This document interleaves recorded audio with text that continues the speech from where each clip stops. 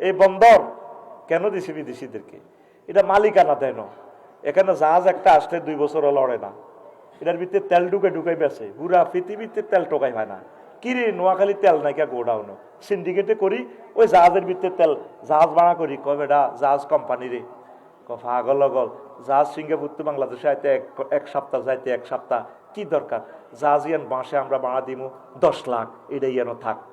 হানি সিঁড়ি এটার ভিতরে তেল 1000 কোটি টাকার তেল পরে এটা এটার ভিত্তিতে গোড়ান বাংলাদেশের কেউ জানে না। ইউনুস স্যার এটি উদ্দেশ্য করছে। এখন জাহাজ কোন দিন ঢুকবে চট্টগ্রাম বন্দরে ইন্টারনেটে দেখা যাবে। এবার এটা যাইবে কোন দিন? 7 তারিখ, 3 তারিখ সব রেডি। এটা যদি সময় মতো খালাস না করে চান্দুরা, ডাইরেক্ট জরিমানা করে দিব।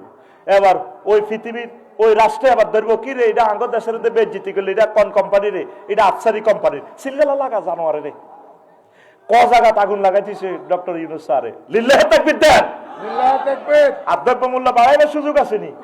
হ্যাঁ, চিনলেন না, চিনবেন ওনাকে। 40টা 50 বছর বিমান চলে। আমাদের বিমানের ইনকাম রাডার ইন্ডিয়া জায়গা। বিমান একটা বিমান আকাশ সীমা ইউজ করলে $500। অটো সিস্টেম এটা রেভিনিউতে যোগ হয়। 13,000 কোটি টাকা আমাদের রেভিনিউতে এখন যোগ হয়।